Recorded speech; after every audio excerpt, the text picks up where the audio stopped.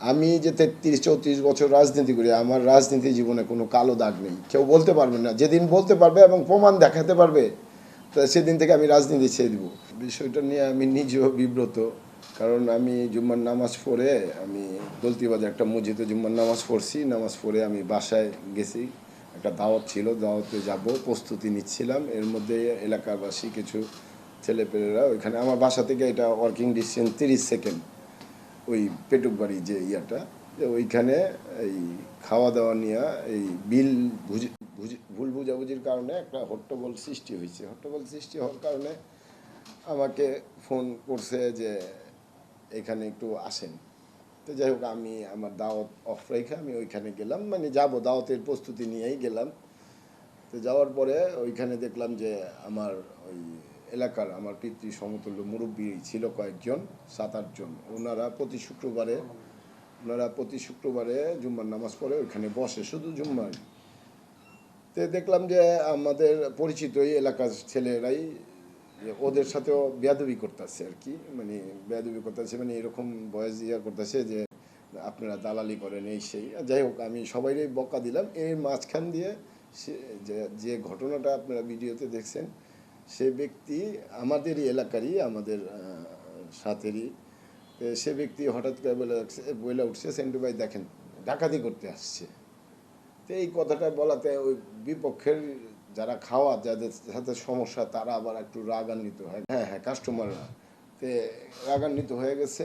হওয়াতে এখন দেখতেছি যে এরা এখানে একে মারতে আসতে চাইতেছে। তো আমি একটা ধমক দিয়া যাতে ওরার আগে না বাড়ে, এটাকে থামানোর জন্য, যেহেতু আমি বিচারক, বিচারক তো যে কোনো বিচার করতে পারে, সে পানিশমেন্ট দিতে পারে। আমি তো এটা তাৎক্ষণিক পানিশমেন্ট, মানে সামান্য পানিশমেন্ট, এমন না তাকে অনেক কিছু করা হয়েছে, সামান্য পানিশমেন্ট দিয়ে ওদেরকে, ওই পক্ষকে ধমক দিয়ে তাদেরকেও কিছু তো মাধ্যম থাপ্পড় দিয়ে বের করে দিলাম।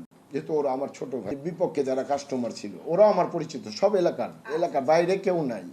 এইখানে চাঁদাবাজির মতন কোনো ঘটনাই নাই, মানে বাইরে কেউ নাই। মামারা ছিল, পরে আমি ওদের বের করে দিয়া আমি আবার মামাদের বললাম, যেহেতু আমি এখানে নির্বাচন করব, ওনাদের সাথে আমার খুব গুড রিলেশন, আমার সবাই আমার খুব পছন্দ করে আমাকে। তো ওদের বললাম, মামা এরা যদি ভুল করে থাকে সবার পক্ষ থেকে আমি মাপ চাইলাম। সবাই রেখে না ঠিক আছে, তুমি তো না আইলে তো এখানে, আমি যদি ওই মুহূর্তে সেখানে না যাই, বহু বড় ঘটনা ঘটে যেত, হয়তো বা ভাঙচুর হইতো, কেউ হতাহত হতো, এরকম অনেক কিছু হইতে পারতো। আমি যা সেটা সমাধান করলাম। মূল ঘটনা সেটা না, আমাদের এইখানকার স্থানীয় কাউন্সিলর ক্যান্ডিডেট, ওনারই কেউ পরিচিত কোনোভাবে ইয়াটা নিয়ে ওনাকে দিছে, যেটা আমাকে অপপ্রচার করার জন্য। কারণ আমি যে ৩৩-৩৪ বছর রাজনীতি করি, আমার রাজনীতি জীবনে কোনো কালো দাগ নেই। কেউ বলতে পারবে না। যেদিন বলতে পারবে এবং প্রমাণ দেখাতে পারবে, তো সেদিন থেকে আমি রাজনীতি ছেড়ে দিব। এইখানে সেন্সর করে কেন সেই ভিডিওটা দেওয়া হলো?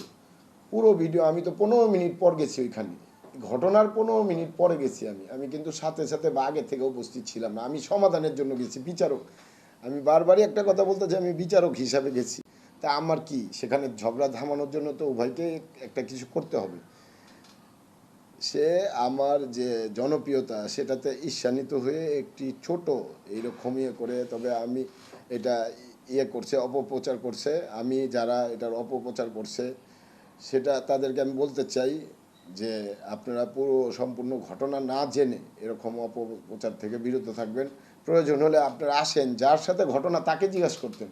এখন এই এই বক্তব্য যদি তারা, আমি থানার ওসিকে জানাইছি, আমি প্রশাসনিকভাবে সবাইকে জানানো হয়েছে, আমাদের এমপি মহোদয়কে জানানো হয়েছে।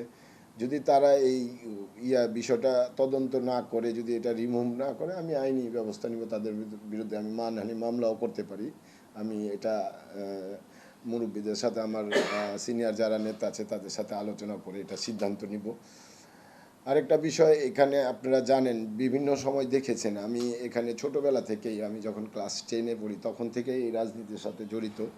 দীর্ঘদিন এই এই শ্রম দিয়ে এলাকার মানুষের পাশে থাকার চেষ্টা করেছি। আর আমার যে প্রতিপক্ষ কাউন্সিলর ক্যান্ডিডেট,